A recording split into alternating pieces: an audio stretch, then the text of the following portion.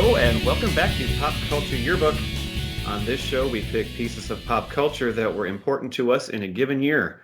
We then discuss memories and dig into those movies, albums, shows, and more. This is 2009, Part 2. I'm Brad. I'm Pete. And I'm Dave. And we are excited again to have Dave back here, and this is going to be um, another special episode, but special in the fact that it's going to be on some content that's much different from what we usually talk about, but very important to us here. So, Dave, why don't you tell us what you chose for tonight? All right. Yeah. So tonight we're going to be discussing the 2009 Vikings. And for That's any the Vikings Minnesota fans, Vikings to the layperson. yes. Sounds like a depressing topic to us Minnesota guys. Well, so for any Minnesota Vikings fans, you'll know what that year is. For non-Vikings fans, this was just part of the reason I picked this. This wasn't just any year, any team. This was kind of a one-of-a-kind deal. And really, from what I can think of in modern sports, I can't think of another a parallel situation. And so, in 2009, we were a pretty good team in 2008, but in 2009 we got. What were we lacking, though, more than anything? Well, and what have we lacked for most of our lifetimes? It was a quarterback, right? A quarterback. And so not only did we get a future Hall of Fame quarterback, but we got the quarterback from our most fierce rival, Brett Favre. So Brett Favre comes to town. And again, I just thought about that. Like, there's been big players that have moved from team to team, but I can't think of any player that went to their main rival and then took them as far as Favre did. And obviously, since we live in Minnesota, we had to get used to how this season would end, and we'll get to that. One, actually, if I could tag on to that, the one that does come to mind being a Minnesota fan, but it's not even anywhere close in the same vicinity. But Jim Thome coming to the Twins could be compared because he was a thorn in our side as Twins fans, right. And then he comes to Minnesota and he had had success. He has that awesome season, stadium and that awesome home run against the White Sox, which was his old team, one of his old teams. Who switched? So, Alex Rodriguez, it was the Red Sox and Yankees both wanted him, right? Yeah. When he signed with the Yankees. And there was a whole thing there. But then the Yankees, Jacoby Ellsbury, did he switch? It's not as big of a player. Johnny Damon switched. But there's been a couple there, not on the level of Favre, though. But that's the thing. It's rivalry, when you're talking about switch that maybe would be somewhat similar. I think, things have changed, obviously, with the modern NFL. But I think back in Favre's heyday, Favre was cracking top 5 all-time quarterback conversations. I don't think he would be up there anymore. But that's the thing is such an important position. Before we started recording, I mentioned Charles Barkley. Like, that's a good example of a big-time name, an all-time guy that went to another team and took them far, but that was going from the 76ers to the Phoenix Suns. And so, there wasn't if you're a Suns fan, you were happy you got him, but there wasn't that. I mean, that's the thing is what made this season so much more tasty and delicious was just knowing that right across the border in Wisconsin, you had tons of people just losing their minds. Mm-hmm. And so that's what I want to get to here real quick with our initial discussion. And we can say a little bit about, obviously we're all lifelong Vikings fans. I'll just say, like, if I think about big memories for me, it would go to my first game. My dad got me tickets. We went to the Metrodome. It was a game against the Steelers. It was the whole family. We went. But it was Hassan Jones's rookie year, and he caught 3 touchdowns in that game. You know what? I remember that game. Well, and I remember walking in the tunnels of the Metrodome. I'd already been to a Twins game with my dad, but it was before the game, so they were warming up, and I could look through the tunnels and see the punters, like how high the warm-up punts were going, and just thinking that it was amazing. But yeah, so I've been a lifelong fan. I mean, I think that Oh, go ahead. Sorry, my first game was also against the Steelers, but it was a preseason game. So, but at the age I was, it was like in 1983 or something. Like I thought that was so great. I even wrote like the score on my ticket when I got home. Like I because of preseason back then as a kid was meaningful. Like oh my god, we won the game. So that was my first game, and like my first memories go back to like the end of Bud Grant. Like I can barely remember it. So, but I remember the Les Steckel year that was so bad. Yep. And Yep. then shortly after Mhm. that, that's when like I can tell you, I mean, you can name a specific game from 1985 to 1990, and I can remember most of those games. It's crazy how they stick in my head and how obsessed I was with them as a kid. Well, and to me, that's just one thing, and I'll get moving on Favre and how I felt about him. But that there's so many things, family and friends wise, that kind of have brought things together with me when it comes to the Vikings. And if I think about like Mandy, my sister is a season ticket holder. We go to games once in a while. Jenny would go with me when we had season tickets for a while, and it was something that my dad wasn't a huge sports guy, but that was, but we would watch Vikings games together. Obviously my mom too, but like my father-in-law is a big Vikings fan, so we bond over that. And then obviously, we're going to get in talking about some of the, great teams from our adult lives. And, that I think about the years before we had kids and we were all getting together for games and stuff like that. And Every it's week we just, got together. It well, was and that's the it thing was is I just, religiously.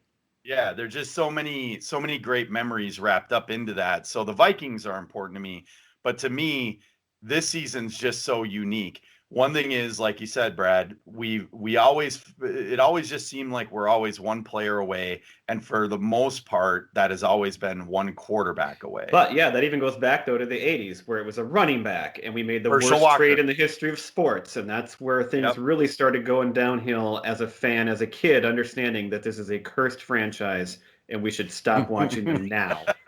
And And we 30 years and we later, never did. we're still doing it. So yeah, so I'm going to talk about something Jenny gave me later, but I did have a hatred for Favre that you could like sprinkle onto Yes, you cupcakes, did. man. It was I Yeah. hated him. But it's different because now I have people asking me, "Well, would you want Rodgers on your team now?" No, I wouldn't. I have from day one thought Rodgers was an arrogant dink, and for me with Favre, He what wouldn't be drove me nearly as fun as Brett Favre was. no, and that's the thing, and I'll get into that because I watched footage from every game. Favre was just different, and so the way I look at it, they always do the gunslinger thing or say he's like John Wayne, but I do, and one of my closing stories is I do think he's like that, and when he would drive me nuts, and Antonio Freeman would catch a ball that was rolling around on Chris Dishman's chest on Monday Night Football, You watch like that one that in your apartment. that stuff just happened all the time, and it was like you just felt like Favre had a magic to him, and I couldn't wait to get that here, right? Of as much as I hated him there, I knew I would love him when he was here, and it delivered, and we'll get into kind of the dynamics of the season, but pretty early, it was all right. We're on Mr. Toad's wild ride, and I was excited, and the only other thing I'll say is I did think it would work. And the reason was in 2008, with Tavares Jackson as our quarterback, we made the playoffs. We lost to the Eagles, but we were a pretty good team. And so we were very close. And the one thing I forgot watching these highlights, we'll get into some of it, but the defense, man, there were some ballers on that Get some defense. good players. Yeah, that defense was great, which separates it from the other team that we all remember is the 98 team, which, I mean, if you put that defense on, but I you would say can't do there's that. some very big similarities on those defenses. So I'd say Well, for the just off memory, secondary the 2009 was probably a better overall defense, but the 98 was yeah. they were average. They were good enough. The but- secondary was suspect. yeah, they had some real impact players though. They got the number one guy from my Mount Rushmore. So I think that the night just on a tangent a little bit, but the 98 team God, what was it? I totally lost my train of thought there. Something about the defense. That they would be a better team, but that the defense on this one was better. No, that's not what I was going to say at all. Well, let's It just totally. It'll come back to you, or we're going to talk about back that at the end of the show. So maybe it'll come back to you then. So let's do this though, because my No, initial. I got it now. I got it. Okay. What I was going to say is that there was a lot of problems on that 98 defense that were hidden by the fact that the offense was so great. Yes, sure. There you go. I'm glad I'll buy that. What a Right. great point.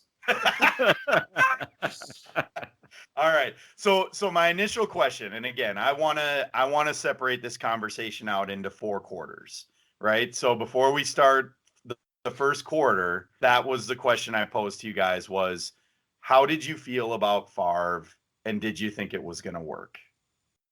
Brad, go ahead, Pete. I was just going to say, a lot of those great memories that we all have of watching these games together were accentuated by Brett Favre when he was with the Packers, in the sense that we all just hated him so much. We loved to see him just get destroyed and everything like that. And I would watch, I used to really enjoy watching Packers games, to watch Brett Favre and to, whoever was playing against him. He was fun to watch. I always hated him as a rival, but you respected his game and like what he did. And there's like an undercurrent to it. It's like you just respect. That's part of the reason that you loved football, was people like Favre, and that he was such a great rival, a great person to hate. And then the fact that when he did come over, I was super excited because of the way that he was totally just looking to screw over the Packers as much as he could. And so, which we're all on board with. And so I was super excited when he was able to come, because it had been kind of building up for a year, because he wanted to come to Minnesota that first year, but he was under contract, so he had to go to the Jets. He got traded to the Jets, and the Packers even put that poison pill in the trade to say that if the Jets traded him to Minnesota, they would have to give up 3 first-round picks. Remember that? And I think it was any NFC North team, because the other team that he wanted to go to stick it to the Packers was the Bears. The Bears. Okay, yeah. I thought it was specifically that the year Vikings. with the Jets, because it wasn't nearly obviously as good as with us. But if I remember right, did he have like a great half a season, and then did he get hurt? He did great up until about week 12. Yeah. They were a playoff team. And then did he get hurt, or did it just kind of go? So he never lost the Iron Man streak, right? Because the Iron Man streak went all the way up to his last game. But what he did is he tore a tendon in his bicep. Yeah, that was the question. That was the main concern. What did he have left in the tank? Because he looked really bad that last month of the season before. Well, when he was with the Jets, he had one game where he threw like 7 touchdown passes or 6 touchdown passes in one game. Like, he broke a record for touchdown passes. I don't remember that at all. Probably rode off on a horse. Well, I remember because I had him on my fantasy football team on the bench. Oh, here we go. But on the bench, of course. So we're speaking of that injury. So I don't know. You guys are pretty excited. My feelings were, I was extremely skeptical. I thought, this guy's way too old. He's coming off this injury. Why does this not surprise me, by the way? But okay. No, we've been through it before. All we do is sign. Pete and I are more willing to drink the Kool-Aid than you. That's yeah. We've been through Jim McMahon, Warren Moon, Randall Cunningham, Jeff George. I mean, that's all we do is sign old stopgap quarterbacks. Then we finally got a young one in Culpepper. He gets hurt and has a career-ending injury, basically. And we're back to just stuck. Yeah. So I was excited in the fact that, like you said, like, he genuinely seemed to want to come here to stick to the Packers. So that was cool. Like, okay. But I was definitely skeptical. I didn't think he was going to be very good. And I kind of envisioned it more like the next year, which I saw that coming a mile away. And I was intrigued. and they were a pretty good team, so I was somewhat hopeful.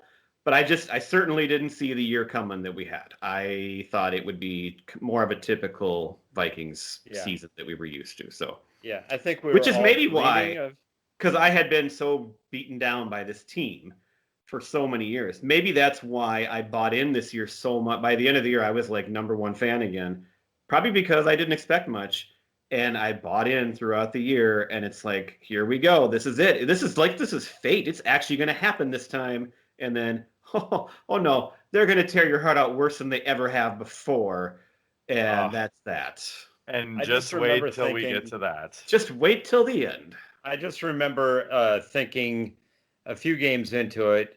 It wasn't very long, maybe 3 or 4 games, where I was just like, I watched Brett Favre play for how many years before that, so it was not new, but seeing it through a different lens when he's actually on your team and with this team that had never had a real quarterback in my life, it was like, whoa, something's different with this guy. Mm-hmm. I mean, like, he is ridiculously I think Dave's good. getting to that part. Yeah, let's jump into quarter one. And there's a reason I put like the cutoffs on each of these quarters. So here's quarter. All right.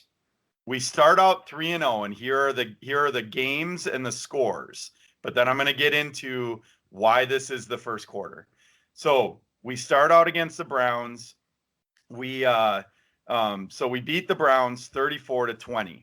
There was a Viking on Sports Illustrated's cover that week. Do you know who Peterson? Because he had incredible run. Yep, the Dominator. And it was a 64-yard run where he basically threw stiff-armed a guy. He stopped running, restarted. It was on that, and I watched. Me and Pete both ended up watching the same yearbook highlight video, and that play was on there, and that was something to see again. Oh, can I throw in one side note? Oh, go ahead.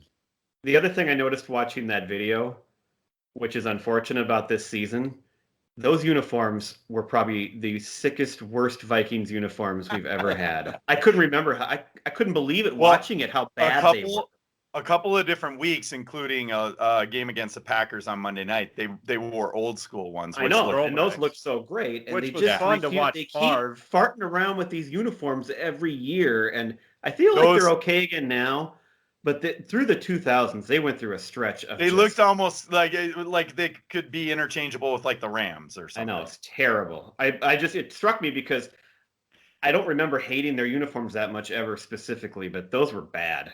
So you got Browns 34-20. Then you beat the Lions. By the way, on that game, before you get off it, I think Percy had a touchdown too, didn't he? Well, I'll have to look at that. So. I say it. That's how Favre used to say it. Percy.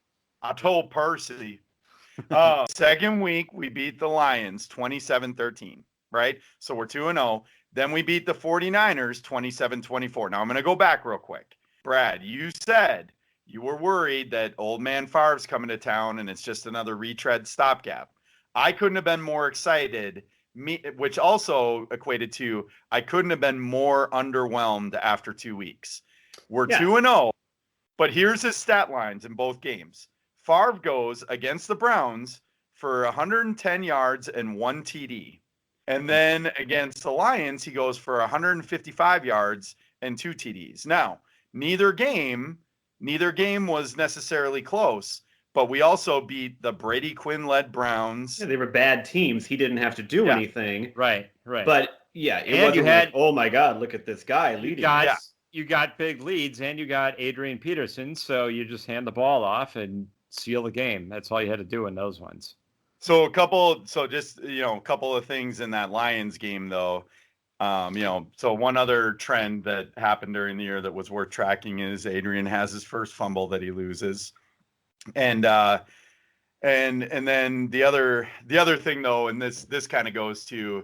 We'll get to the next week is where I feel like that's the first natural cutoff of what kind of a season we're dealing with. But Favre was mic'd up for this game in Detroit, and they're in Detroit. And so there's all this footage in the little compressed game of Favre running around beforehand, slapping people on the butt and, doing all this. And he just doing his Favre thing, right? And again, that's the fundamental difference of how I see Favre versus Rodgers is that when he's on the other team, you could probably find that kind of annoying. But the guy was amusing. He was fun to watch, right? And just kind of like the kind of guy you knew his teammates probably loved him. Which I don't feel that way about A-Raj. No. But then, so in week 3, we're playing the 49ers. 49ers were okay that year, but they were led by Sean Hill, which I noticed that in the highlights. Sean Hill. Yeah.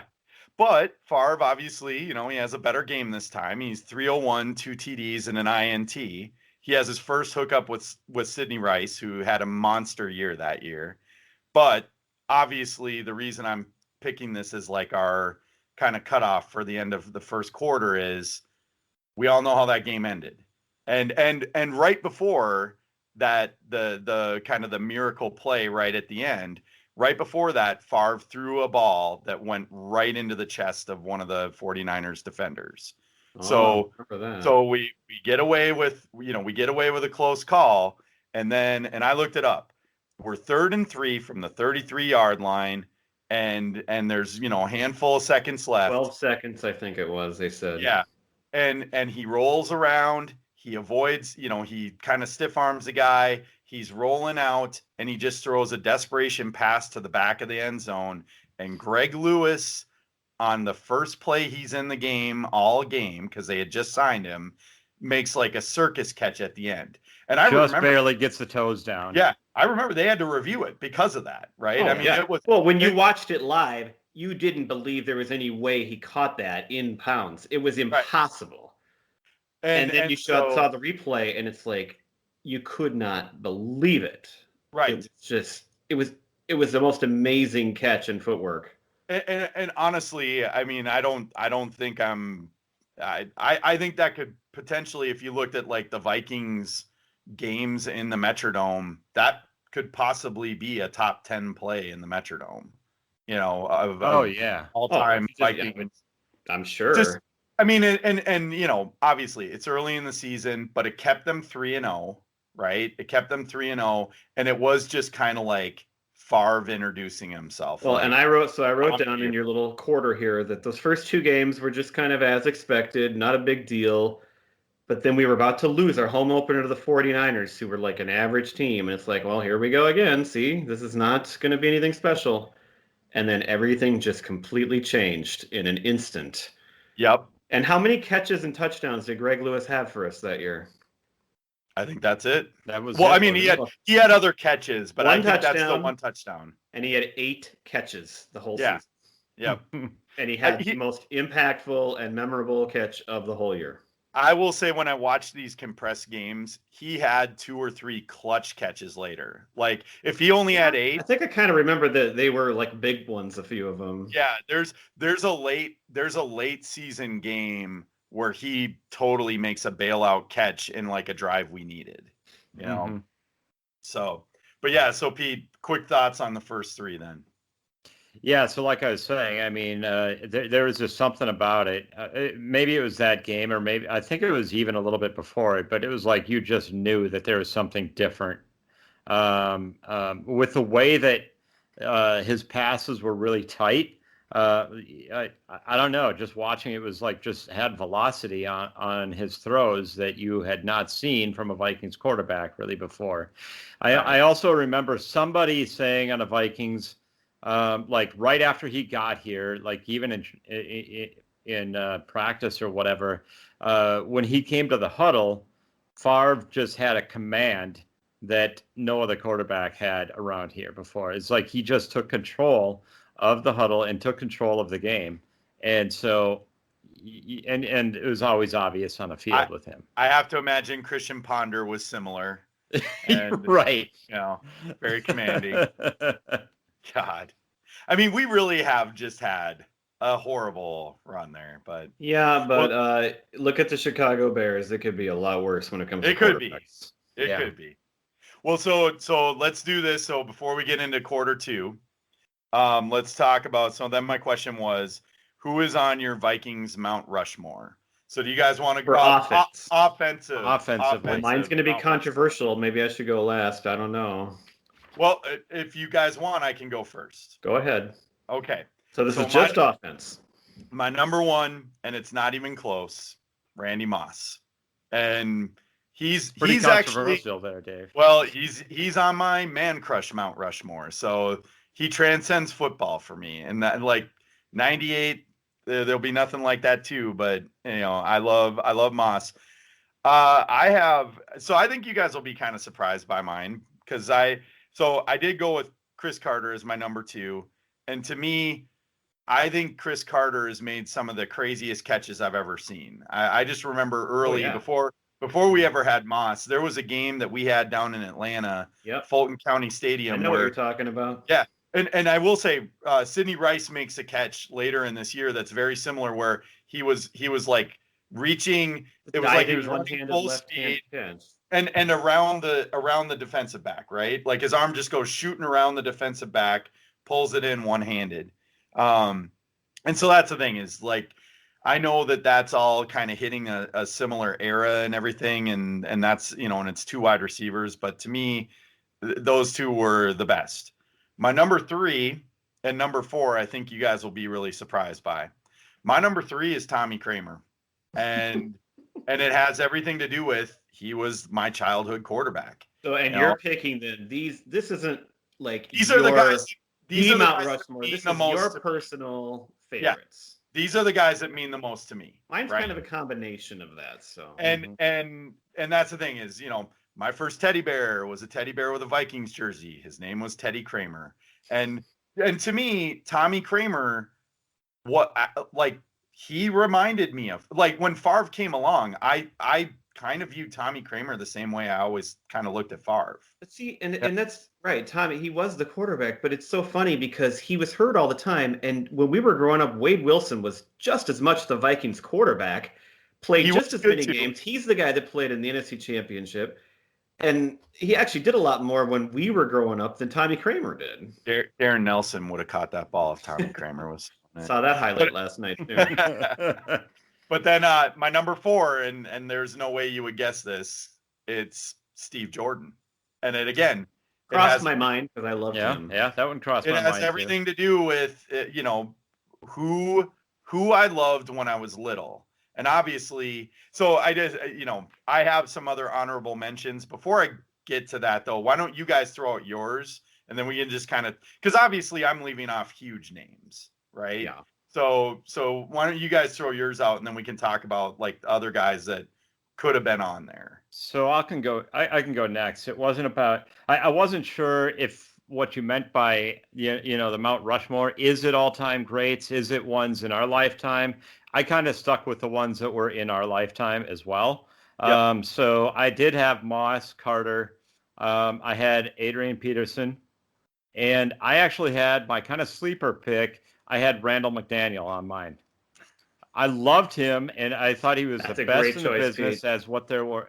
And I think that, when he retired, or actually, did he go to the Bucs for like a year or something? I think he did, yeah. But I can't anyway, remember exactly, but yeah, that sounds right. That was a big loss. I just think that he was great at what he did, and I think he was a great leader, stand-up guy, a guy to have on the team. Yeah. So he was my 4th. All right, so I picked, it really is what I think is kind of the Mount Rushmore, but they're guys mostly that I liked as well. But what I did differently is I tried to pick from each position. So I have a quarterback, a receiver, a running back, and an offensive lineman. And that's where the controversy will come in, because I have one receiver. So Fran Tarkenton. You guys didn't pick Fran Tarkenton. Come on. I've never seen him play. But then I was like, I know, but come on. Same reason. So but if I'm going to pick a quarterback, he's the only choice for the Vikings. Sure. Whether you saw him play or not, it's sad that we could consider Favre on the short list, and he played for us for 2 years. I also had Randall McDaniel, Pete. Randall McDaniel is like the rock of the franchise forever. Right. He's one of the greatest offensive linemen ever to play. So that's awesome that you picked him. And he's a teacher now, too. My running back is the choice I didn't like, but I picked because I picked Adrian Peterson, but he's not my favorite running back at all. But, he's a Hall of Famer. He's got all the records. So if it's a Mount Rushmore, I put him on there. And then my receiver is Chris Carter. I don't have Randy Moss on my Mount Rushmore because Chris Carter is the guy I love first. The guy, and he's every bit as good as Moss. I mean, maybe not a deep threat, but he's a Hall of Fame wide receiver. Like you said, the catches he made on the sidelines, you will never see that as many times from. Nobody was better at like I talked about earlier with the Greg Lewis catch. Nobody was better at dragging their feet to stay in bounds on while catching the ball. So I had to go with Chris Carter because he's the guy I like the most, and he had a little bit longer longevity with the Vikings, I think, than Moss overall too. Right. So that's why I picked him. It's amazing that arguably two of the greatest three receivers of all time were on the Vikings at the same time, which is ridiculous. Yeah. And my favorite of all of them was Jake Reed, who was the third receiver, and he was no slouch. Right. Well, exactly. And so let me throw I struggled with, because there was a time I loved Adrian, right? And Adrian was, he was a rock in the franchise too and all that. I have to say, This is the year actually I think where it started to change, and it was the fumbling issue that I just could not get over. And then of course there was the stuff with his kid later on. So it just, and that's it. And I think both of those things kind of combined soured him for me. Anyway, but let me rattle off a couple other names, and you tell me who I'm missing on other guys that could be considered. And I didn't look at linemen just because I thought it'd be. I have two more linemen on my list. They're old guys though. Oh, not Steve Hutchinson. No, Ron Yeri and Mick Tingelhoff. Yeah. Okay. All right. Famers. So obviously Adrian wasn't on my list, but I get why he would be on your guys's. Culpepper was a name I had on there. Robert Smith, Anthony Carter, Brad. For you, I put Kyle Rudolph on my short list. Well, Anthony Carter, he slipped my mind. He was also. See, to me, when you're talking about Jake Reed, I think Anthony Carter. Well, so for me, Steve Jordan, that's the time where it was Anthony Carter and Hassan Jones, and I love both of those guys. But Terry Allen. If we're going to talk about our best running backs, he's in the short list too, I think. Terry Allen was my favorite running back. Yeah. Ever. Well, and that's personal favorite. he just was kind of he just and was unfortunately awesome. He had a very short career here because of injuries. Yeah, two ACLs. Mm-hmm. But then and especially after watching these games, Harvin I think has to be in the discussion just because he was crazy good. And then Diggs. Outside of that, I don't have a lot of other guys where I go, oh, they're kind of unsung, whatever. Well, I mean, those are good players, but I feel like you named a lot of guys with short shelf lives here they were great players here, but they're nowhere near Mount Rushmore for. No, right. I know. These are just guys that I thought, who are the skill players that I've liked over the years? So, by the way, if Visanthe Shenko played with Brett Favre for 10 years, he would have been a Hall of Famer. Visanthe Shenko had 11 touchdowns, led the team in touchdowns that year. It was insane. Yeah. I looked those stats up last night because I thought it was probably Sidney Rice, but it actually wasn't. Every single game, he got a touchdown. It was crazy. Anyway. So I already mentioned Mick Tingelhoff and Ron Yeri, and of course Randy Moss is on my honorable mention. But two that you didn't say.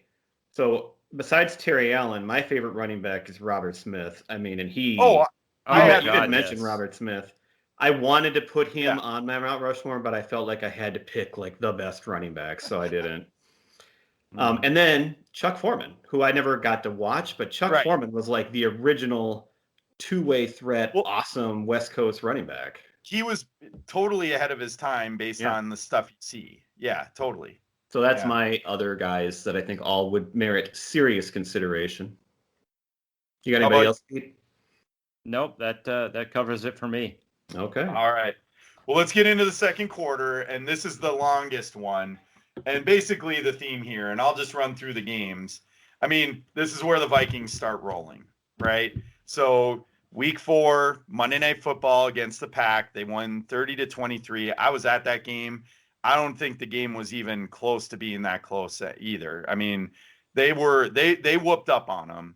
Oh, well, by the way, in that video yearbook, Pete, did you notice this?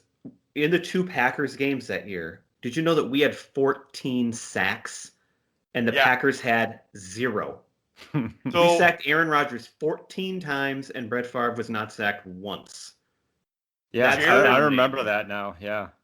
Jared had 4.5 sacks in this game. Yep. We had 8 as a team. In the fourth quarter, now mind you, the game ended 30-23. Aaron Rodgers is running out of the end zone, or, he's in the end zone. He's getting pressured. He's running out, and McCarthy challenges. I think he was challenging like the spot or something. I can't remember how he challenged it. He challenged it into a safety. It was basically. I think maybe it was like they thought that Aaron might have fumbled, and when they reviewed it, they called it a safety, and it was just like the dumbest thing.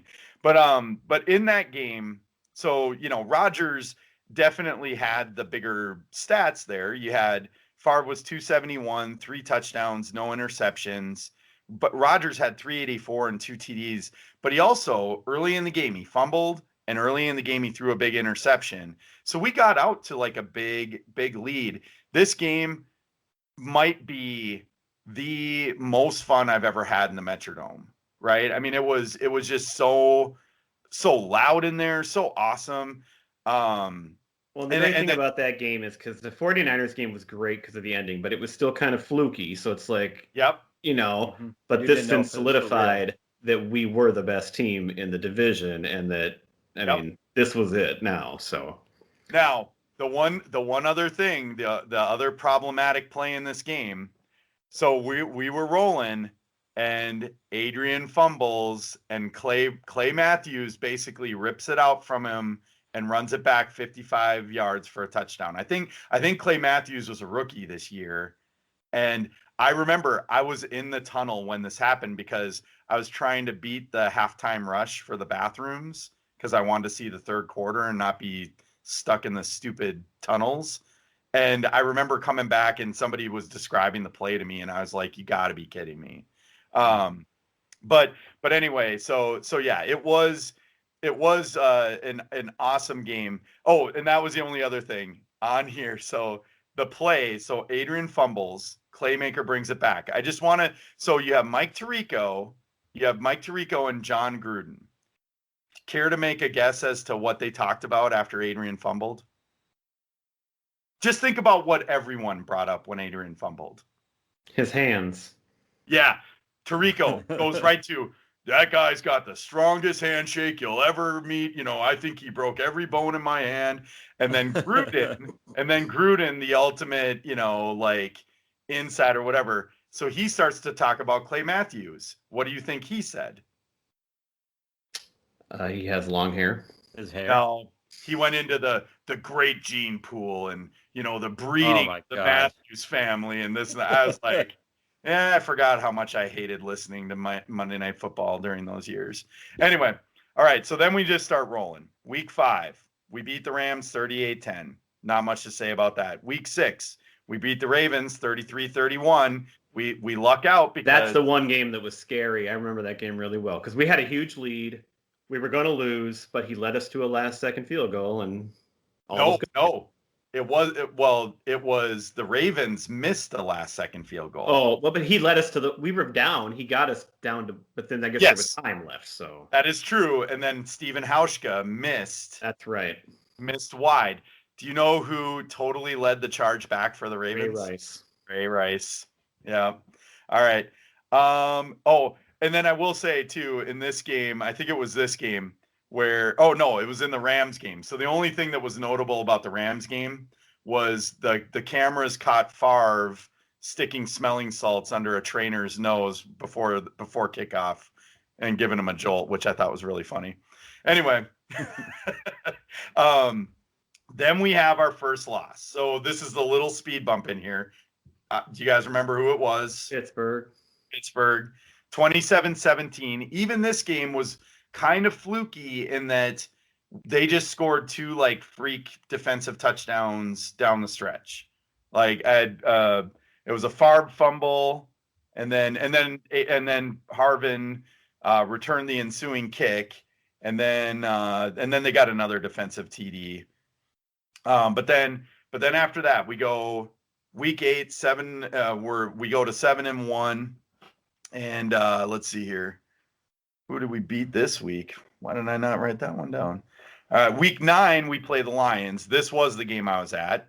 Adrian is off on like an 80-yard run, gets run down from behind, and then punched the ball out. But we beat them 27-10 that week. I was at that game with Mandy. Week 11, this is the one I want to talk about a little bit, Brad. Do you remember who we played in week 11? Well, this must be the Seattle game that I went to with you. Yeah. So little side tangent. Speaking of horrible uniforms, the Seahawks ruined their uniforms. But again, watching this video, they used to be even worse than they were. Like the color was like, what in the hell is this thing? I'm so sick of these teams and their uniforms. Brad, what do you remember about this game? You and some lady next to you that was a Seahawks fan, and some drama, of course, with you. What? Hold on. Do you think I caused any of it? No. Okay. But of course, you got stuck sitting next to a Seahawks lady. So Pete, we go up, and there's this lady with like some dude. Like that was the other thing. They were such a weird couple. It was like this old man and then like a 50-year-old lady, or 40-year-old lady with like a 70-year-old man. And so I'm always like, I'm chatty, so I just, I'm talking to her, and I've never once gotten into like trash talking at the stadium I'm just like, I don't care about that stuff. I think it's stupid. So I'm just talking with her, and there's nothing going on in the first quarter. Nobody scores. So the entire first quarter, we're talking a little bit. She seems pleasant enough. And then like right at the beginning of the second quarter, Favre throws his first touchdown, and she starts like mumbling to herself.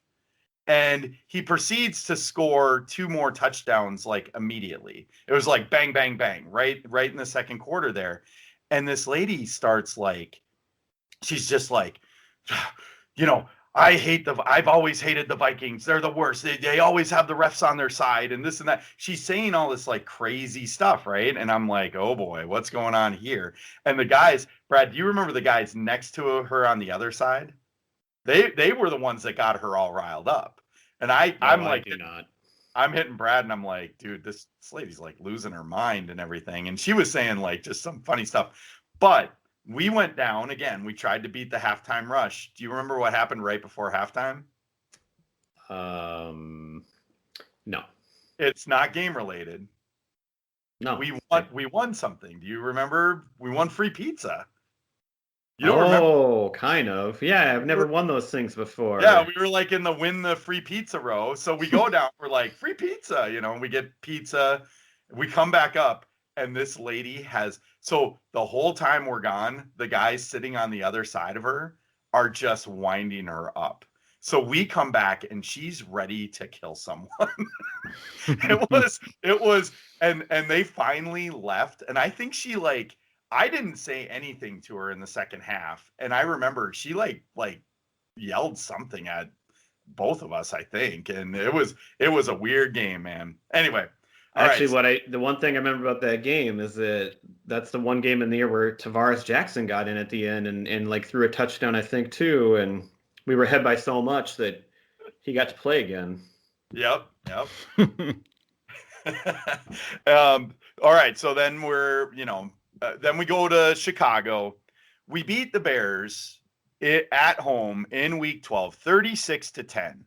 It's Jay Cutler. Favre's got 392 and 3. Adrian has 85 and a touchdown, but he also has a fumble. Prince for the first time in the games I'd seen was seen up in the stands. And this is kind of like, this is the game, like, we're 10-1 at this point. We're totally cruising. This is where quarter 2 ends. When it comes to that whole run, is there any comments you guys have about that? I've already said, it felt like cruise control. Like this team is for real now. And this was where I was starting to buy in that maybe this really is going to be the year that everything changes. Felt Stupidly like a team thinking of destiny, but I knew that it was going to come down to what happens in the playoffs, and anything can happen, which we've seen before. So I just had this whole time I was just on pins and needles waiting for the playoffs because I knew what was coming, and it turned out, yeah. I knew it was coming, and I was right. Get the number 1 seed, which they didn't. And who knows if they did. That's third quarter. That's the problem there. Well, and so we'll get to that in the third quarter, but let's take a quick break then and talk about defensive Mount Rushmore. So I can give you guys mine again. You guys give yours, and then we'll talk about who was considered. So for me again, there's a number 1, and there's everyone else well below him, and for me that's John Randall. And oh my God, I forgot about John Randall completely. Well, he was, and that's why. That's why when you said the thing about the 98 defense, I'm like, dude, John Randall and 10 scrubs would be a formidable defense, man. That guy is the best. I can't believe I forgot about versus John Randall. Brett Favre was the most fun football right there to watch. Yeah. That rivalry between those two was as good as it gets. The little chicken commercial where he's he knits him a Favre jersey and everything. And that's the thing is, so to me, Randall, much like for me, my number 1 on my offensive one was Moss. We're talking about Favre. I think in all 3 cases, Moss didn't have the charisma that like a Favre or Randall does. He was fun outside of football in a different way. But that was the thing is like they were just characters beyond being awesome. And so that's why he'll just be there. There's no one close to him in my view. Number 2, and again, part of this is I wasn't considering the Purple People Eaters and all that. They're just before my time. Number 2, I go Joey Browner. Strong hands, probably stronger than Adrian. Oh yeah, for sure. Martial arts. arts. I had him as my number 2 as well. So far we're in lockstep. Yep. My number 3. And he bumped up from 4 to 3 because of what I was watching here. I just forgot how dominant Jared Allen was. Dude, when he was dominant with us, he was so much fun to watch. And then my number 4, and this was, there were a handful of guys that could have slipped in here. I put Dolman, and there's other guys from that era that I thought about, but Dolman. Well, I'll let you guys throw yours out first, and then I'll kind of tell you who I was thinking about. As we already said, I had John Randall, Joey Browner, and I had Chris Dolman.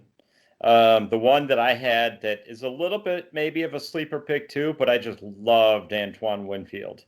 Yeah. I love having a good secondary, a shutdown corner like him, and he was as good as it gets. Plus, obviously, we all loved having his son on the Gophers, and just tons of fun. I wish the Vikings would have taken him as well, but they didn't. I got to ask you guys. Would have been a good pick. Could you think of any other cornerback? Was one I had a really hard time outside of Winfield. I couldn't think of a lot of. No, I have 2 safeties listed, but no other cornerbacks. Yeah. Did you go Kraus? Well, no, he's in my honorable mentions. So okay. All right. So who do you have? All right. So I included all the old teams too, so here's the thing. We never saw these players play, but growing up as a Vikings fan, you felt like you did. The history of the Vikings, the 4 Super Bowl losses, that's like ingrained in your blood when you become a fan. Like you felt like you knew those teams. You heard so much about those players. So even though I never saw them play, I know so much about them. I feel like, so I'm including them too. So number 1 is Alan Page, because he's like the greatest Vikings defensive player of all time. And then I also had Jim Marshall too, because he's like the Iron Man of the Vikings forever. So I wanted to have a lineman, a linebacker, defensive back. So I ended up with 2 linemen there. And now I have 3 because I added John Randall, because he completely slipped my mind, and he is definitely going to be on there. The guy that I removed, which I'm kind of surprised neither one of you actually said, I had Scott Studwell on there at first as my linebacker. I love Scott Studwell. All-time leading tackler. He was the awesome guy growing up. Loved him. So he got bumped out, but he would be in my next one. And then my 4th guy was also Joey Browner. We all had Joey Browner because I grew up loving that guy, and he's my defensive back that I just loved. And so Page, Randall, Marshall, and Browner. That's pretty 4 tough guys. So I have to say, I struggled with obviously much shorter period of time, but I loved Keith Millard. Yes. And yes. I considered him, but he was just too short of a time. Yeah. And that's the thing is, if you were going to talk about like single seasons, there was one year where Millard was right up near Gastineau's sack record. Well, actually, it was Dolman. But Millard, in 89, Dolman had 21 sacks and Millard had 18 between the two of them. Okay. I thought it was Millard was one short of it. So no, it was Dolman. Okay. And he almost broke it in that Bengals game at the end of the year that you were at on Christmas night. Yeah, yeah. Well, and then so I mean, well, I'm just going to throw, I know he doesn't belong on this list, but I put Anthony Barr in there as an honorable mention for ending Aaron Rodgers' season that one year. There you go. That's a good call. He's in the VIP tent the rest of his life. I put Harrison Smith on my short list, and yes, I love Harrison Smith. I did have Studwell. I had Winfield. I put Henry Thomas. Ooh, I loved Henry Thomas. Hardware Hank was the best. See, it was Henry Thomas, Noga, Millard, and Dolman. I mean, we grew up with our own set of Purple People leaders. Totally. Those four were awesome. Oh, yeah, totally. And then I did have, and in these highlights, man, Kevin Williams. I forgot what a beast Kevin Williams was. And I'll never forgive him for dropping a catch, but I loved Robert Griffith, too. Yes, I know what you're talking about. He dropped that goddamn pass in the 98 just makes a catch and we go to the Super Bowl. I know. So besides Studwell, I had Carl Eller and Paul Krause from the old teams because, I mean, obviously they're great. And then I had Dolman and Winfield and Jared Allen all listed too as honorable. Those were all the guys that I thought reached the level of potentially being on a Mount Rushmore. Yep. Pete, did you have anybody else? Played long enough to like be part of that. So other than the Mount Rushmore, I did have noted that the Purple People leaders are kind of just their own category. So their own thing. Nothing wrong with having any of those guys at all. So that's all I had to add. Did you guys name the fourth Purple People leader? Gary Larson. Okay, good. I figured. The writer of The Far Side. Yeah. He played defensive tackle for the Vikings, and then he went on to create The Far Side. So all right, let's do the third quarter fast because this quarter sucks. Yeah. Well, and that's the thing. This is where doubt kind of creeps in. I called it a disaster. Yeah, so we go to 10-2 by losing in Arizona. Arizona wasn't as bad as I remember. They made the playoffs. They beat the Packers in the first week of the playoffs. This is Kurt Warner, but they lost 30-17. And it just was like one of these weird hangover games. And late in the game, do you remember? So we lost a significant defender. Do you guys remember this? No, I'm not. E.J. Henderson? This is where E.J. Henderson broke his leg. And it's one of the grossest things you'll ever see.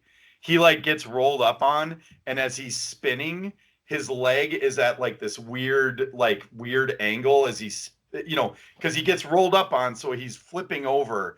And his leg is like sticking straight up when the rest of his body's the other way. And it's just disgusting.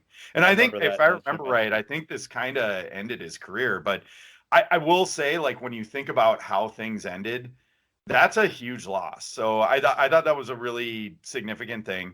We did get a win the next week. We played Cincinnati. Cincinnati was 9-4. Yeah, I did not. They were 9-3 going into that game. I saw that on that highlight video last night, and I had to go back and look. They made the playoffs. They were actually, and we just destroyed them like they were the regular old Bengals. Right. And this is Carson Palmer. The one thing I remember, I was at this game. I remember a bunch of Bengals fans in the tunnels yelling "Who Dey." I didn't know that was a thing for them, but that's a Bengal thing. Who Dey, Who Dey. But then. Do you know who the defensive coordinator was? For the Bengals? He got some camera time. Mike Zimmer. So yeah.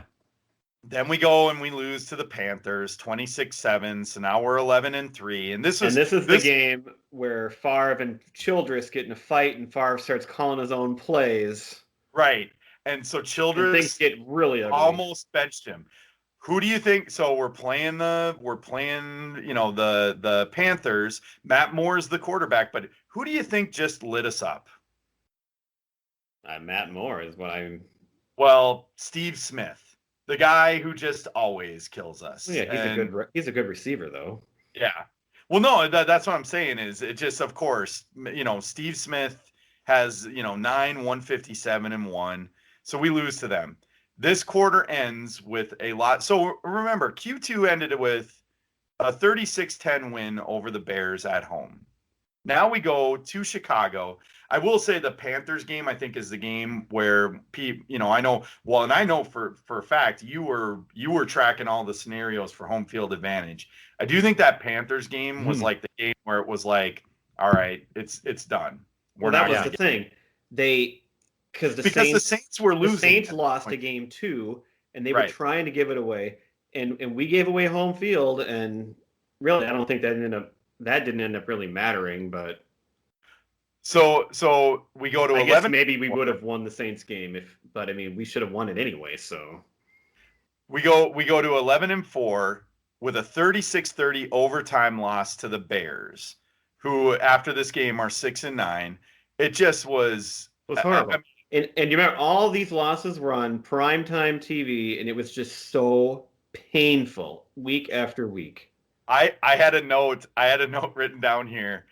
So for the first time in the stat pack that I was watching and everything, I go, Jim Kleinsasser's still on this team? He caught a pass, and they're like, Kleinsasser. And I was like, I have the right year, right? Like, is this? I could not believe that Jim Kleinsasser was still on this team. But yeah, so Favre does bring them back. 4th and goal from the 6, Favre to Rice. And then we go to the only reason we went to overtime, Robbie Gould missed a 45-yard field goal. Oh, really? We get to overtime. And Adrian Peterson fumbles. And Devin Aromashodu burns, I think it was Antoine Winfield, unfortunately. So that's the end of Q3. I didn't really – so the last question I want to put on the back end. So we'll go right into Q4, and they go to 12-4 to end the year. They beat a Giants team that ended up ending 8-8. Yeah, I didn't realize the Giants are better than I thought, too, because we just destroyed them. Yeah, 44-7 ass whooping is what I wrote down. Not much to say there. But then that playoff game. So what do you guys remember about the first playoff game? Against the Cowboys? Yes. Everybody was picking the Cowboys because they were the trendy old Cowboys. They were coming on a hot streak, but still, come on. So the 98 Vikings played a pretty weak Arizona Cardinals team at home before Atlanta came to town, right? Yeah. Mm-hmm. I think everybody that remembered that team was worried because the week before the Cowboys whooped up on the Eagles, and it was Donovan McNabb Eagles. Like, it wasn't a pushover team. But do you guys remember the 2 skill players that everyone was freaking out about? Romo was the quarterback, but do you remember who their stud receiver and stud running back were? I know they had Marion Barber. So he wasn't the main guy, though. It was Felix Jones. Yes. I know this just because of the video I watched last night. I don't remember Felix Jones. Do you remember the stud receiver? Who actually had an okay game against us? Roy Williams? Roy Williams was on the team, but it was Miles Austin. Yeah. Both guys were just going nuts down the stretch. So I remember like going into this game thinking like maybe we won't be and especially the way we ended the season, I was absolutely nervous. Mm-hmm. So it amazed me that we ended up winning the way we did, which, 34-3, absolute domination. Well, and that's the thing is, no score until 4:04 in the first quarter, but then it starts Favre to Rice. And I wrote here, basically his first TD catch looks a lot like that Chris Carter catch down in Atlanta I was talking about. Mm-hmm. He reaches around the defensive back, pulls the ball out one-handed. That's the thing is watching these highlights, I could just go, how many receivers wasted their careers in Minnesota getting just thrown to by bums? Because like a guy like Sidney Rice should have had a bigger career. Yeah, but he didn't go on to do anything anywhere else either. Well, he went to Seattle He wasn't that pre. good. Yeah. I mean, But this was anyway, it. This was like a way outlier season for his career. yeah. And it's crazy because he had all the tools. Like I don't get it why he wasn't better. Do you guys remember? Oh, well, so first of all, MVP of the game, even though they were on the losing side, I still would say Felix Jones. Do you know how many yards he had? No idea. Pete, you want to take a guess on how many yards he got?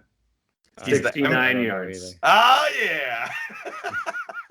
I get it. You get it. All right. So the only other thing I'll throw out here, Shenko had a TD, by the way, in this game. Of course he did. The only thing I'll throw out here, do you guys remember the little controversy at the end of the game? Keith Brooking. Yes. And he was all sad because we were running up the score at the end of the game by scoring a touchdown. He got pissed off after Favre threw the Shenko TD because the Shenko TD came in the last 2 minutes. But it's funny when you watch the highlights, about a minute and a half earlier, he totally blows up Favre late on a play. Like Favre throws it and it's step, and Brooking just cross-checks him into the next week. So I don't know how much of that is, Favre was like, well, F you, buddy. So, and then this is the whole thing where afterwards, I told Percy, and I told Percy I'd do this. Pants on the ground. Yes. Which I have to say, I thought that was so dumb. Even at the time, I was like, because do you guys know what he was singing there? Yeah, pants on the ground. Well, but do you know what that's from? It's from like American Idol. Yes. It's like the dude from American Idol. That was his song. You know how like at the beginning of American Idol, there's all these people who come in and they're not good. That they just laugh at. Yeah, it was just some guy that looked, he just looked really weird, and he comes in and he just sings "Pants on the Ground," and everyone's like, "What?" So yeah, I thought that, I don't know, like I remember K-Fan just getting so excited about that, and I was like, that's kind of stupid. Anyway, all right. So now here's the big game. We go to New Orleans, Bounty Gate game.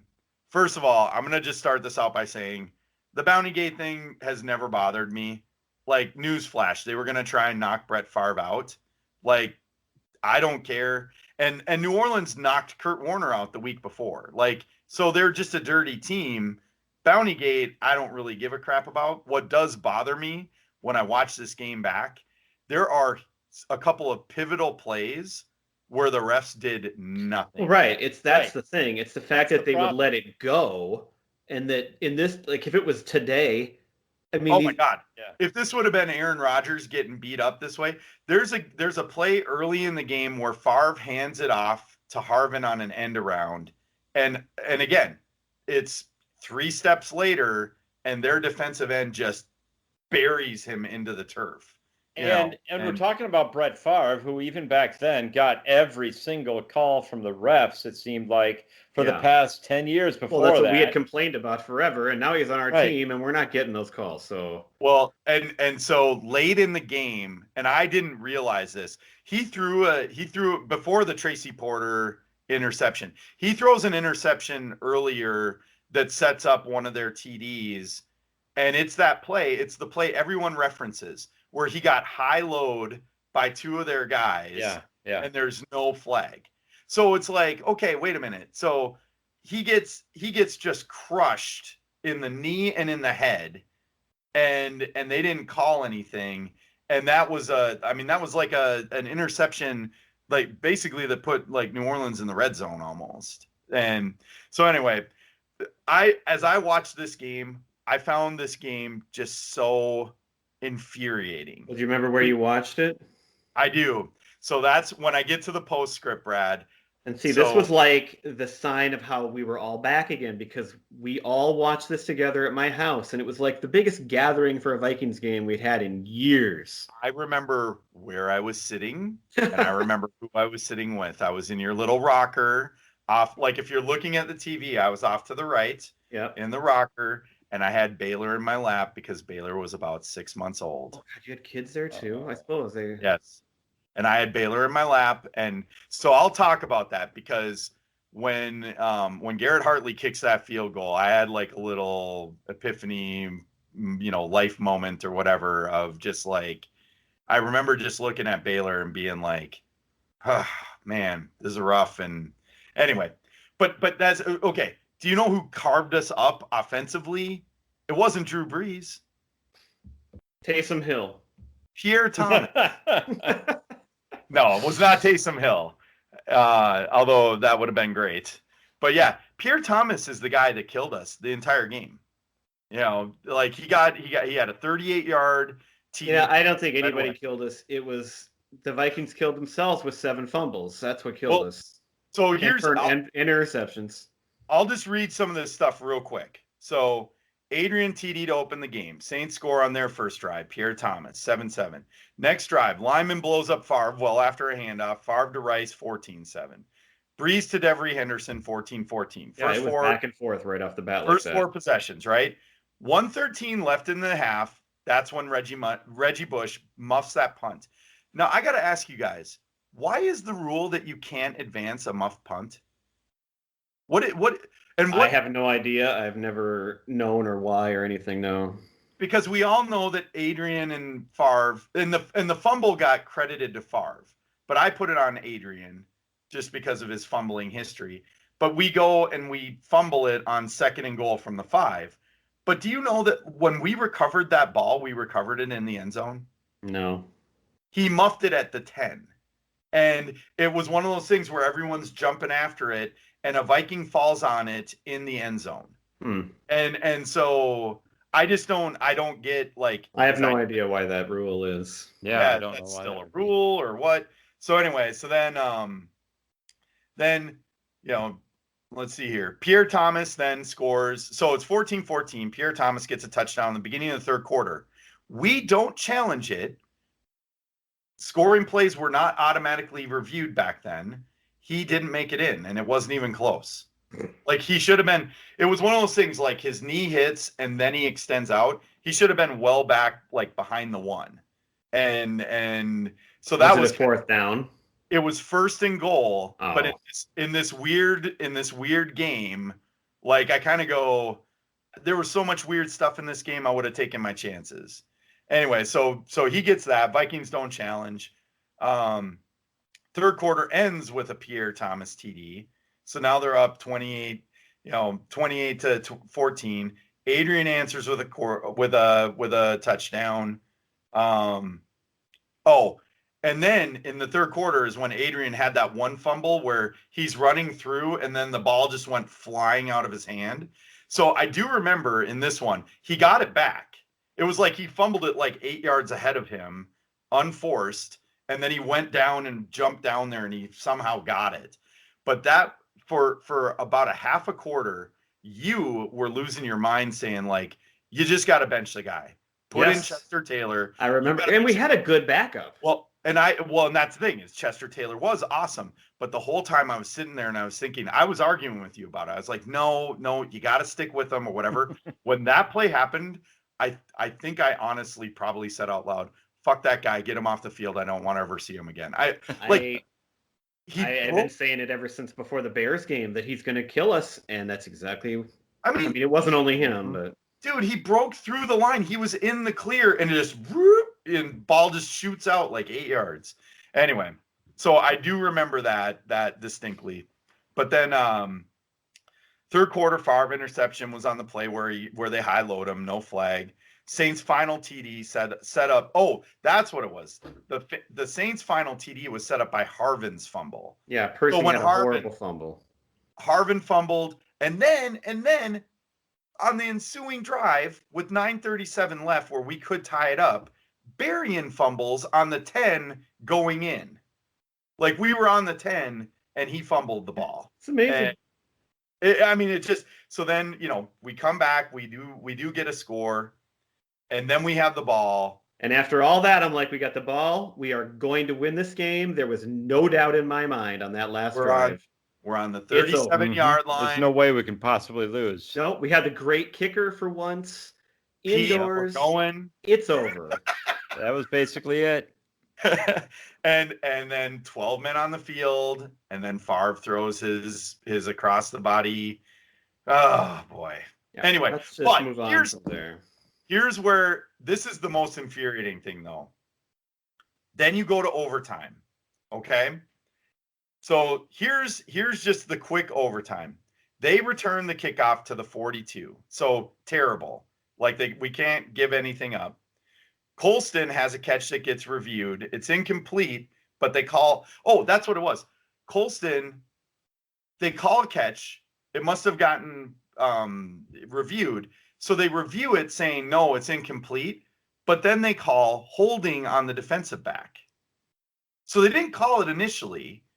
So they get another 10 yards. And the ref basically said that. He comes back out and he goes, after further review, the receiver did not catch the ball. However, we're calling holding on the defensive back. That's against the rules. I couldn't believe it when I was there listening. Must have been a flag that was thrown that they claim was called during or after the play. They can't make that call on the review. Highlight, there's no graphic. There's I know. And the way he said it, and I'm like, are you shitting me? Anyway, so then there's that. Then Colston incompletion on the next play. He almost catches it, and then he flips it out like this. And it literally goes right into Tyrell Johnson's hands. He catches it and then just drops it. It's in his hands, and then he lets it go. And classic Vikings. It's unbelievable. Then 4th and 1 gets reviewed. They give Pierre Thomas a 4th and 1. Greenway meets him. He jumps over the line. Greenway meets him. They give him the spot. They review it, and it's basically one of those. Well, they can't overturn it because if it would have gotten called the other way and all that. So they convert a 4th and 1. And then the next play is the Ben Lieber interference call, and I backed it up to watch it again. Ben Lieber is running with a backup tight end who sticks his arms out to try and get his body ready. And Drew Brees' pass sails 7 yards past their heads. Jesus. So it's a little contact on a totally uncatchable ball. And that's what set up Garrett Hartley. What a cluster F. I remember I was wearing a cap and I threw it across the room when that call was made. Because I knew obviously everybody knew that was it. That was it. Oh, yeah. And I just was like... You kind of knew that was it when the went to overtime to start with. But that play was now they're in field goal range.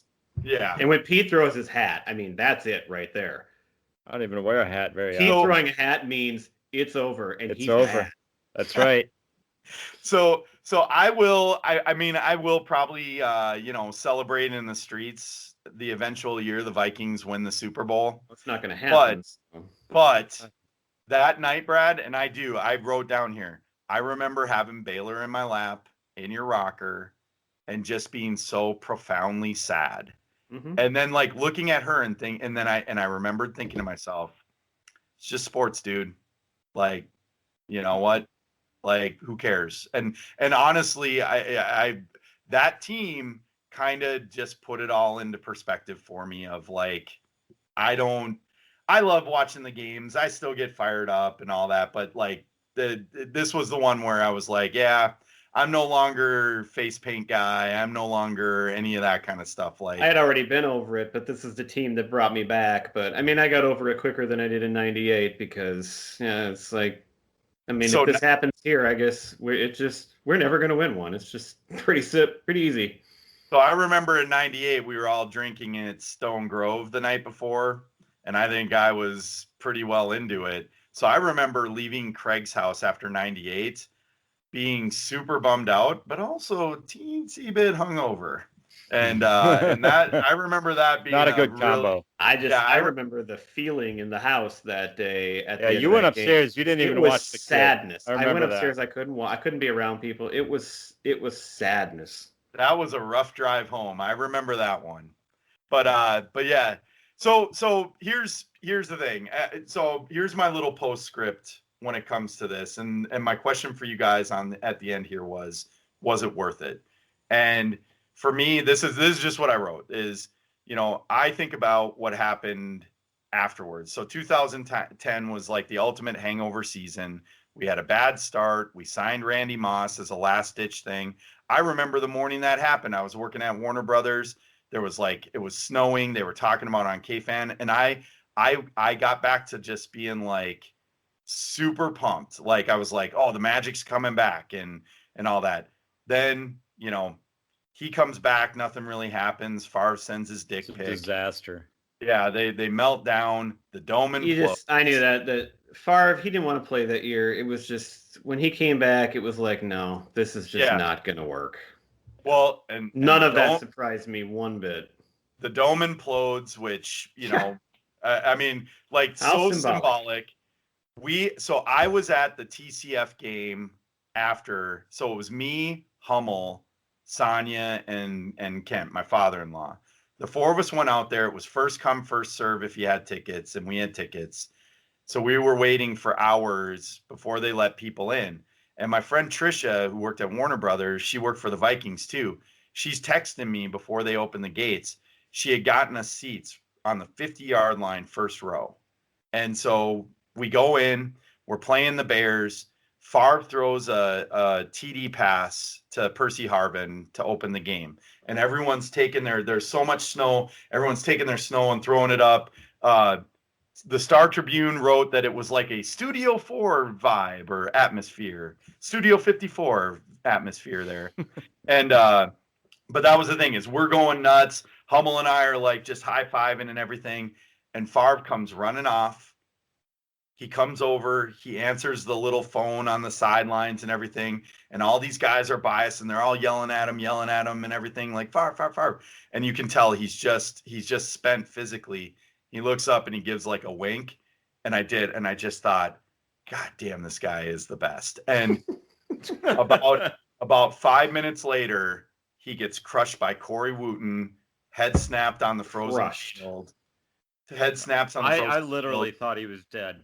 and his career is over. That would have been a fitting end for the Vikings, and I mean, well, that was it. His career was done. After that, he gets that. He gets that. His career was going to be done whether he got injured or not. It was over. But they had 2 more games. Oh, that's right. That wasn't the last game. That wasn't the last game, and he didn't play. He didn't play the rest of the year. But that's the thing is, so I think about how much I used to hate Brett Favre and Jenny. So a couple years before this, Jenny for Christmas gave me a frame. It had, and the joke of it was these are a few of my favorite things.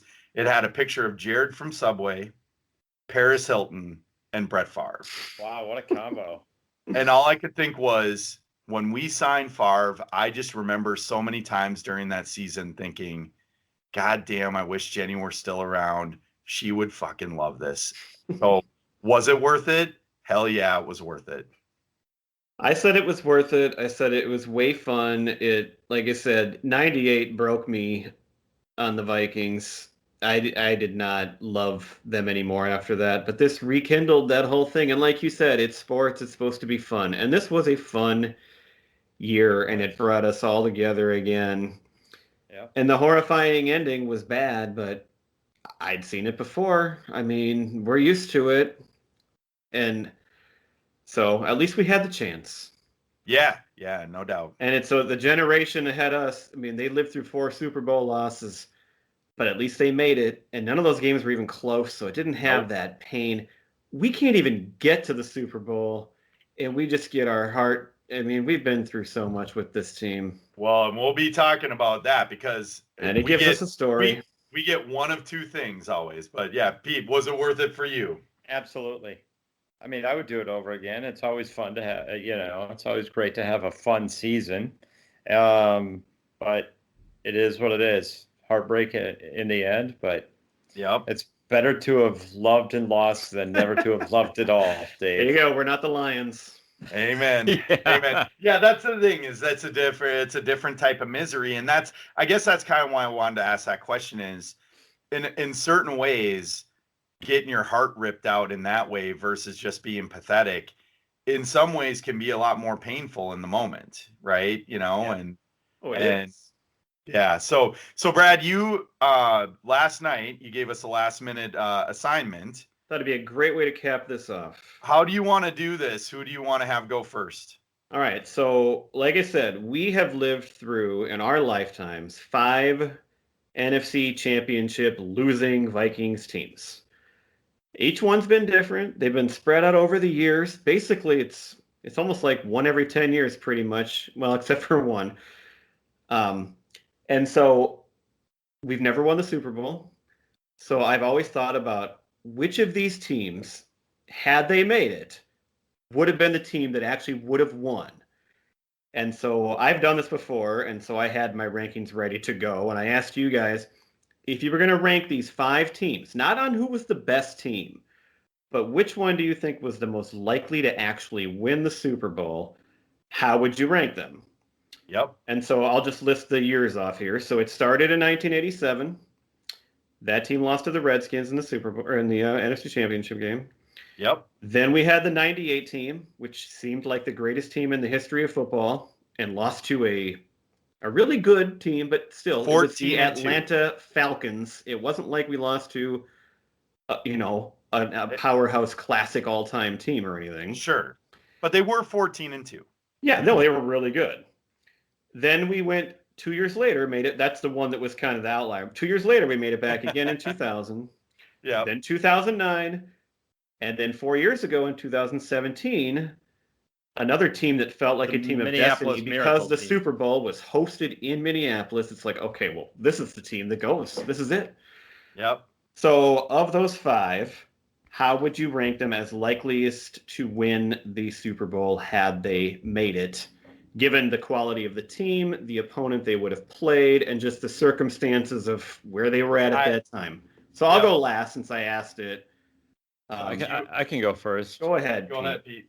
I actually had, I'll go from bottom up. So the team that I thought had the least chance actually would have been 2017, even though they were at home. I just didn't think that, they did have Case Keenum. I mean, he was good that year, but I don't think that, you look at all the other teams and everything, I don't think they were as complete as some of the other teams. The next one was the 2000 team, the team that lost 41 donut to the Giants. One that wasn't really the just the heartbreaker. I mean, I guess the Eagles game wasn't. It was a blowout too, but still. Right. That's what I'm saying. They all went one of two ways because these two were huge blowouts. Like the game was over immediately. Well, not the 2017 team. We went down and led the game right away. Yeah. It was like you thought, hey, we're going after the first drive. Right, but still, like it was like by the end of the first quarter, we knew we were cooked. Right. You know, and that's the thing is the other 3 are heartbreaking. Those 2 are just depressing blowouts. Yes. You know. Yep. So, yeah. And then I had the 1987 team. I don't remember a ton about that team as much as I do the other ones, but I can tell you anything you want to know. I'm sure you could. But I've got a few notes on this one. So then you get to the close one. So it's 2009 versus 1998, and I actually had 98 as being the next one to be. I think. Because of the opponent, the Broncos were great. I don't know that we would have beat them, and we were injured. I probably would, if we had been totally healthy. Our defense was totally decimated after that Falcons game. Yep, and I think that if they would have been healthy, maybe they would have beat the Broncos. But the Broncos were pretty damn good that year. They were equally as awesome as we were, really. Right. Yeah. Right. And they had just won it the year before, so they were no slouch. Yes. And I just remember thinking, watching the Super Bowl, the Saints versus the Colts, we would have destroyed the Colts, I think. The 2009 team would have easily won that game because we proved by going into overtime, and we really should have beaten New Orleans at New Orleans, that we were at least as equal, and the Saints pretty much decimated them too. We would have killed the Colts. So that's why I had the 2009 team as the top on this question. So it killed me to do it, but I have the same order you do, and it just killed me not to put the 98 Vikings 1. The exact Now, same I know order. it was hard. It was hard. Exact same order, and I'll tell you why I have the same order. So well, mine is so very different, so that'll be good. So the 2017 Vikings, the reason I have them as 5, has everything to do with who they would have played, and just like to me, this is just a feel thing of we would have been hosting the game at home, but we would have been playing a completely professional team in the Patriots, and I just think we would have, between Case Keenum being our quarterback and everything else, something bad would have happened, and they would have just won through sheer experience. Now, what I will say about that team, and this is the one thing that blows me away, because I was like, well, so how, we were 13-3 that year. Like, how close were we to home field advantage? Do you guys know that the 3 losses we had that year, 2 of them were in the first 4 weeks? Yeah, we were 2-2. Yeah. So we And then lost they won to the 8 games in a row. Steelers. Yeah, we lost to the Steelers in Keenum's first start. And we lost to the Lions 14-7 in that game where Dalvin tore his ACL. Yeah. And our first game win of the year was against the Keenum Saints. wasn't the quarterback yet. I mean, that they just got better and better and better as the year went on. And we I remember thinking, "Oh, great, Keenum's our starter now. Season's over." I agree. And it all turned around. It was against the Bears on a Monday night where Bradford played the first half, and it was just a disaster. And it's like you couldn't believe he even made it to halftime. They finally made the switch, and Keenum did just enough, but they don't win at Chicago very often. And that's the game. And then they beat the Packers the next week, and it's like, okay, we got now we're rolling. Here. And that's the thing, is to start 2-2 and finish 13-3 with him as a quarterback. I just was amazed. But again, they're 5 for me because it has everything to do with they would have run into a seasoned New England team, but and we have lost. And we have Case Keenum at quarterback. That's why. New England lost to Nick Foles. But the 2000 What's the difference? Well, but the 2000 Vikings, for me, the reason I put them at number 4, and I get that this is the 2000 Ravens defense, but who is the quarterback that's always thrown up as the example of you don't need a good quarterback to win a Super Bowl? Trent Dilfer. Yeah. So I would have taken my chances more so than Case Keenum going up against Bill Belichick. I agree. I think we would have given the Ravens a better game than the Giants did, but we wouldn't have won. But anyway, that's why I put them 4 versus 5, is I don't think the opponent was as formidable. I will say the 87 Vikings, there's a little case you could make here. And here's what I'll say. Oh, just wait, I'll make it. We were only 8-7 that year, but we beat teams that went 12-3 and 13-2 in New Orleans and San Francisco, and we beat both of them handily. Yeah. Then we lose to Washington 10-17. Washington goes on to kick the crap out of Denver 42-10. If Darren Nelson catches that pass, we are playing Denver in a game that's extremely winnable. And I think they could have done it. And they were on a roll. Now, one thing everybody always says Darren Nelson dropped and we lost. I know. All that would have done is tied the game. I know. Had we made the extra point, which in Vikings history, who knows? We still would have had to win in overtime. So I wish he would have caught it, but it wasn't for the win. It was for a tie. No, I know. But that's the point, is like it came down to one play that could have changed it all. Right. I saw that play again last night, and it was a bad drop. God, that guy. It's kind of like, was Wilson rolling to the right, and it's in he was like dropping back. I thought he was too, but he pretty much just takes it. He's like backpedaling and throwing, but he hits him right in the chest. And he's over by the pylon, right? Isn't he kind of falling out of bounds? Darren Nelson? On the left side, he's right? Headed towards the sideline, but he's not. Okay. Yeah. But anyway, but the only reason it can't crack the top 3 or get into the top 2, it's just my utter belief in these top 2 teams. So the only reason I put 98 as number 2, and Denver is by far the better opponent. If you don't lose, so I think John Randall got hurt in that game, if I remember right. I know that Ed McDaniel got knocked out. I think Dwayne Rudd got injured. Like, we were like a mash unit on defense.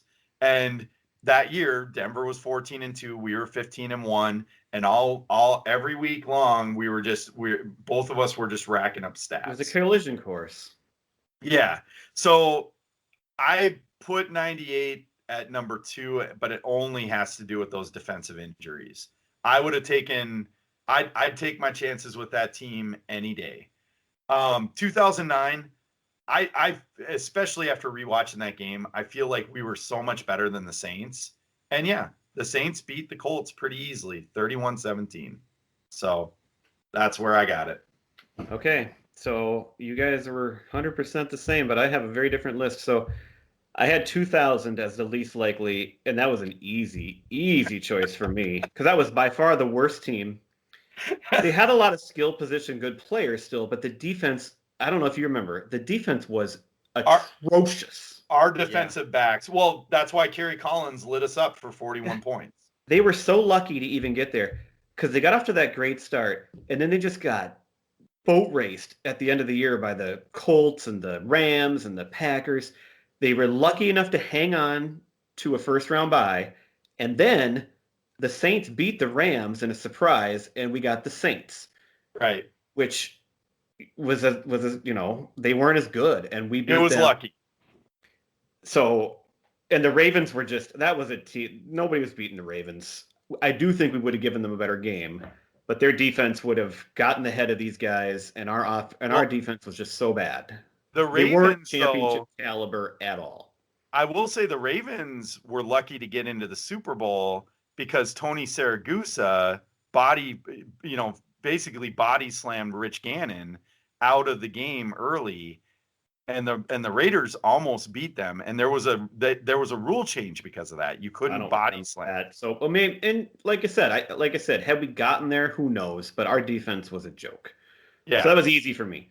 Okay, here's where you guys are gonna not like this, but I had 98 as number 4.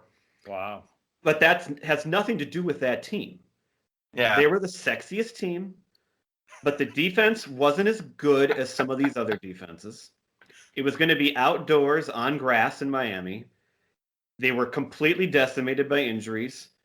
And that Broncos team was just they were really good. We were. Yeah, so I just feel like they were a great team, and everybody loves the 98 Vikings. I don't think they would have won that game, though. I had 2017 as third because I felt like that was a team of destiny, and the fact that the game was at home was that was the thing. We were going to get there, and we were going to win. It was just clear in my head. And the Patriots did lose, and they lost to a backup quarterback named Nick Foles. Yeah, that's true. So I don't know if they would have won. It would have been a good game, just like the Patriots-Eagles game was. But I actually think they had a good chance to win that game. Number 2, I had the 2009 team, just because I think they were flat out better than the Colts.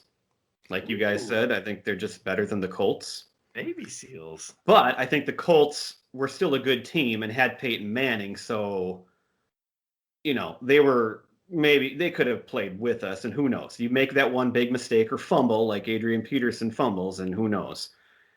Number 1, 87. And to me, if you look at the whole, first of all, neither one of you mentioned the strike. Why were they 8-7? Because they lost 3 games in the strike because they didn't try to field a real team. Right. They were 8-4. They beat a bunch of good teams. They completely dominated the Saints and the 49ers on the road.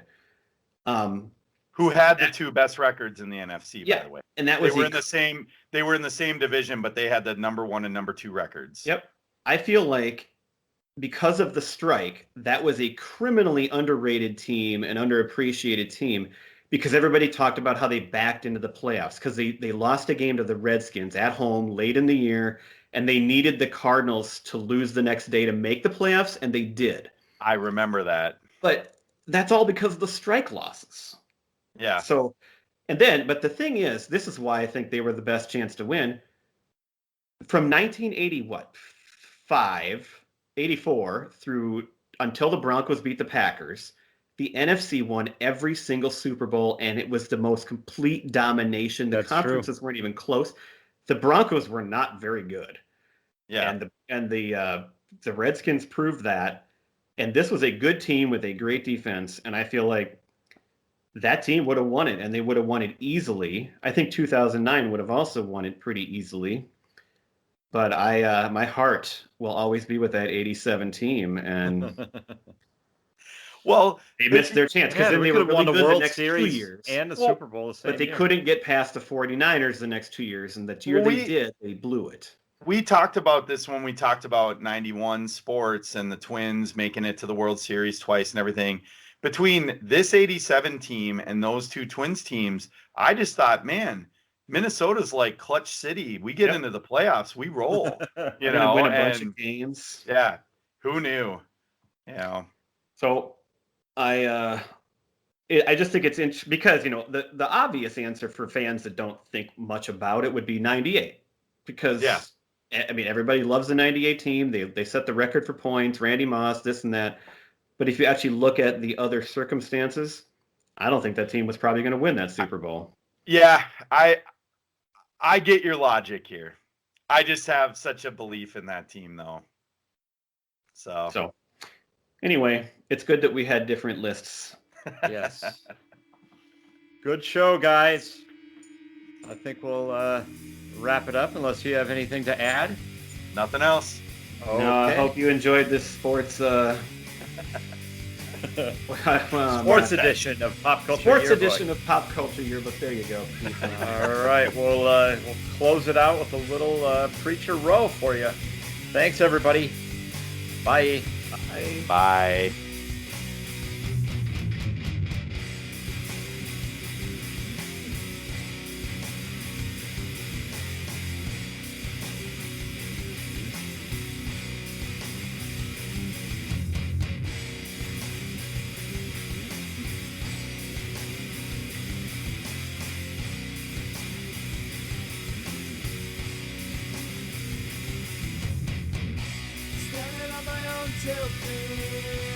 No one's here to comfort me. Sorry for what I have done. Sorry that your son is gone. 7 steps and it will be my last.